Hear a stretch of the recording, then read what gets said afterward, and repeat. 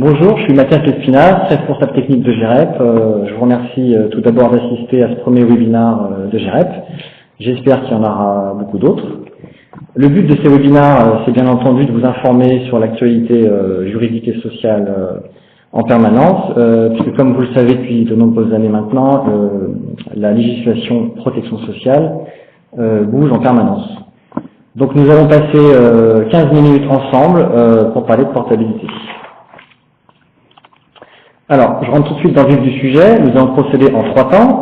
Tout d'abord, je vais revenir rapidement sur les origines et les textes fondateurs de la portabilité des droits.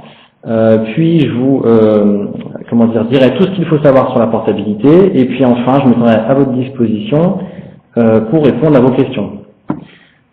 Toutefois, si parmi vous, certains souhaitent poser des questions précises en cours de présentation, je vous invite à le faire grâce à l'outil de chat qui est à votre disposition sur la droite de votre écran, sauf erreur de ma part. Voilà. Alors, je commence la présentation sur les textes qui régissent la portabilité des droits. Vous le savez certainement, la portabilité date de 2008. Le concept est apparu la première fois dans l'article 14 de l'ANI du 11 janvier 2008 sur la modernisation du marché du travail. Mais elle a pris réellement effet au 1er juillet 2009, soit 18 mois plus tard. Cette portabilité originelle ne résulte que de l'ANI du 11 janvier 2008. Pour rappel, un ANI n'est rien d'autre qu'une convention collective nationale, non pas de branche, mais interprofessionnelle. Ce dispositif n'a pas été repris dans la loi du 25 juin 2008.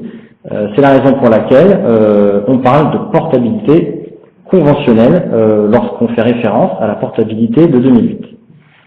Alors, pourquoi le législateur a-t-il introduit ce concept de portabilité? En premier lieu, à cause du constat suivant. Généralement, un salarié occupe un emploi et c'est de cette situation que découlent des droits et des obligations. Avec la mondialisation et le chômage de masse, le rapport au travail et à l'emploi a été modifié ces dernières années.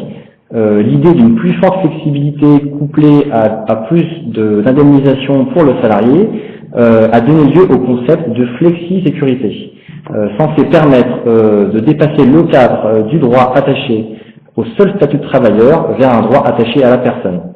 Donc le débat a rapidement porté sur la gestion des transitions et notamment sur la question existentielle suivante: comment trouver des garanties à offrir aux salariés lorsqu'ils sont entre deux emplois? C'est la problématique initiale. Alors, très rapidement, qu'est-ce que la portabilité des droits? On peut répondre par une très longue phrase. La portabilité permet aux salariés, en cas de cessation de leur contrat de travail, non consécutive à une faute lourde, et ouvrant droit à prise en charge par le régime d'assurance chômage, de bénéficier du maintien des garanties des couvertures complémentaires santé et prévoyance appliquées dans leur ancienne entreprise et pendant une partie de leur période de chômage. Dans cette longue phrase, il y a bien entendu beaucoup d'informations.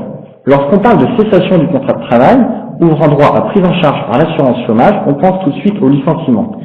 Cela fait aussi référence à un nouveau dispositif introduit à la même époque, la rupture conventionnelle, qui autorise une séparation à l'amiable entre un employeur et son salarié.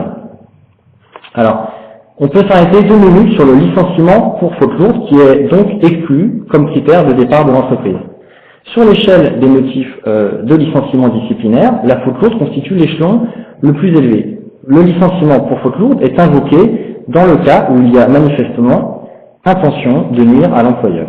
Ces motifs de licenciement ne donnent pas le droit à préavis ni à indemnité. Toutefois, le salarié concerné touche le chômage. C'est donc la seule exception, puisque tous les autres types de départ de l'entreprise débouchant sur des droits à chômage donnent accès à la portabilité des droits.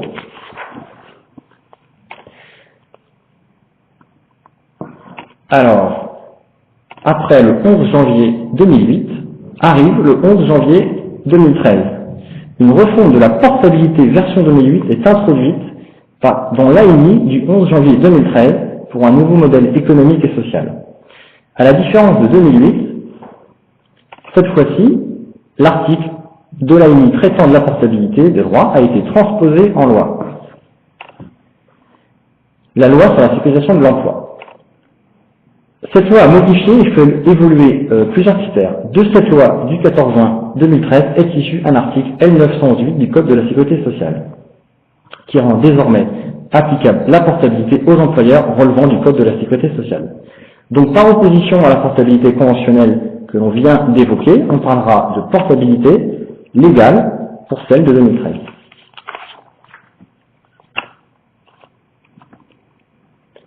Alors, c'est très simple, on vient de le voir, la portabilité de 2008 a pris effet au 1er juillet 2009. La nouvelle portabilité légale démarre, elle, en 2 temps. Au 1er juin 2014, s'agissant des frais de santé, au 1er juin 2015, pour la prévoyance. Donc pendant 1 an, on se retrouve avec 2 dispositifs, conventionnels sur la prévoyance, légal sur la santé, qui coexistent de manière parallèle.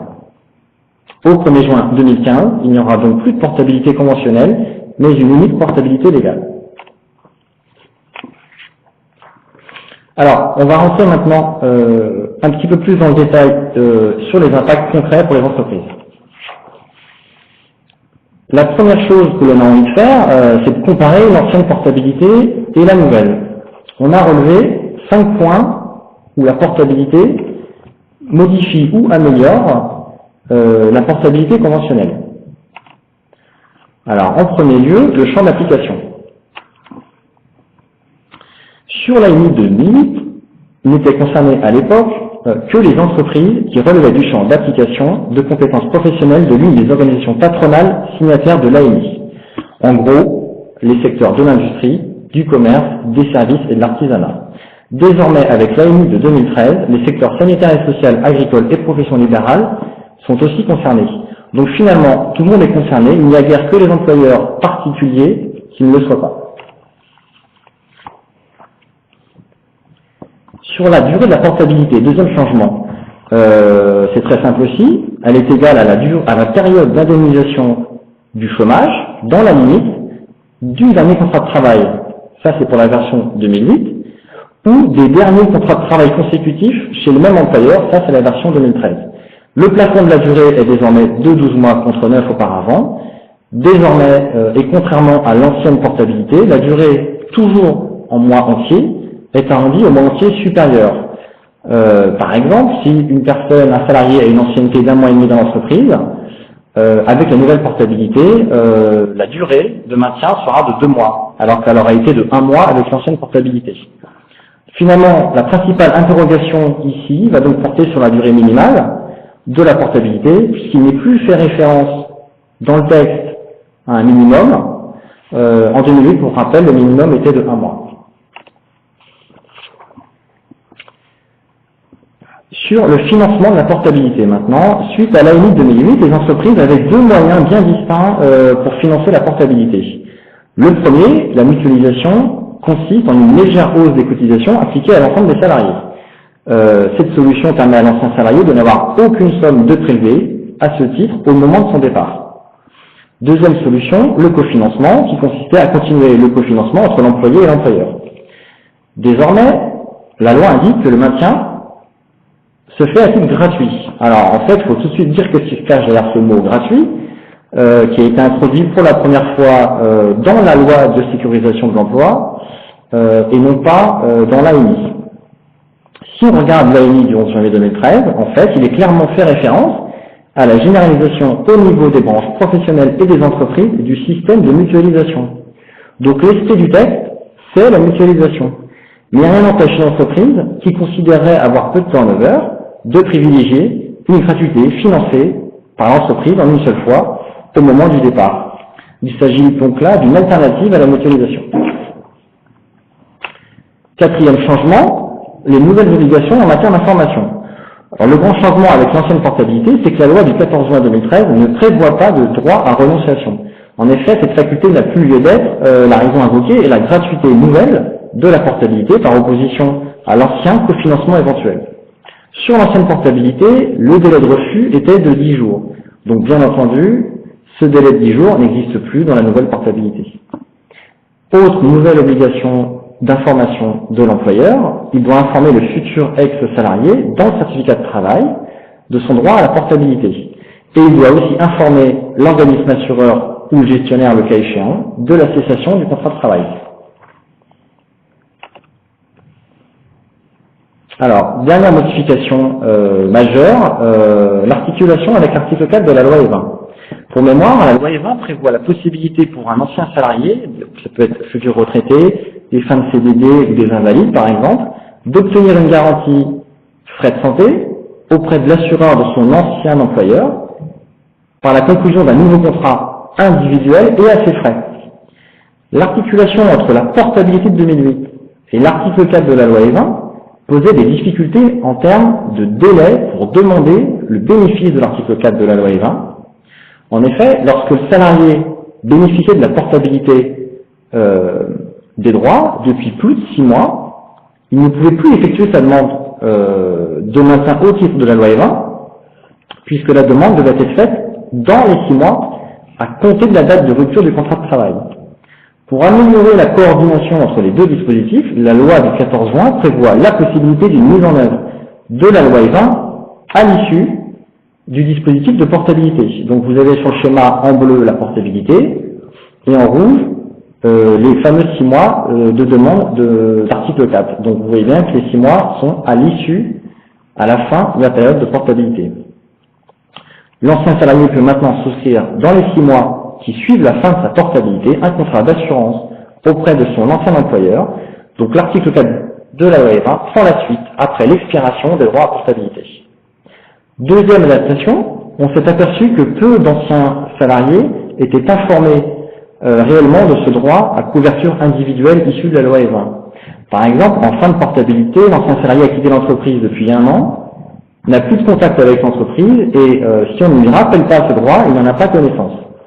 La nouvelle portabilité légale a donc renforcé cette information en imposant un délai de 2 mois à l'assureur pour faire une proposition à l'assuré. Donc voilà pour les 5 principaux changements. On peut quand même essayer de revenir sur ce qui ne change pas. C'est toujours intéressant. En préambule, il convient de rappeler quels sont les droits maintenus. Donc il s'agit des garanties en vigueur dans l'entreprise. Il s'agit de tous les risques couverts au titre des contrats collectifs prévoyance et santé, en particulier la maternité qui est généralement intégrée à la santé. Il peut s'agir des contrats collectifs obligatoires ou facultatifs. Ce sont des conditions cumulatives. Sur l'évolution des garanties s'alignent sur celles des actifs en vigueur dans l'ancienne entreprise. Donc cela veut dire que si l'entreprise modifie son contrat santé ou prévoyance pendant la période de portabilité, la modification s'applique donc également à l'ancien salarié.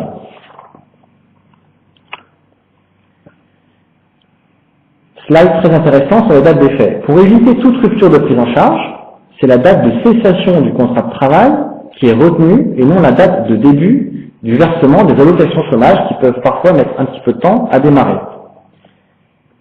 Par ailleurs, et en ce moment on est en plein dedans, dans le cas d'un départ par licenciement, pour déterminer si on applique l'ancienne ou la nouvelle portabilité, on se base sur la date de notification du licenciement. C'est une décision de la Cour de cassation de 2012. Donc il s'agit là d'une date qui précède le préavis. Donc par exemple, si on a une notification de licenciement d'un salarié au 15 mai 2014, mais que le départ effectif de l'entreprise intervient le 1er septembre 2014, eh bien c'est l'ancienne portabilité conventionnelle, donc, qui sera appliquée. Sur le régime fiscal et social, ici, rien de nouveau. On a toujours un forfait social qui s'applique sur le financement patronal, donc à hauteur de 8%, c'est l'ancienne taxe prévoyance. On a toujours la CSG-CRDS de 8% sur 100% du financement patronal. Et enfin, depuis le 1er janvier 2013, comme vous le savez, la part patronale santé est fiscalisée comme avantage en nature et donc se retrouve dans le net fiscal. Voilà, donc, est-ce que vous avez des questions, sachant que si vous le souhaitez, vous pouvez les envoyer dans un deuxième temps par mail. Donc merci de votre attention. Je vous rappelle les 3 métiers de GEREP: conseil, courtage et gestion, et les domaines d'expertise à fort accent de protection sociale. Très bonne journée à vous.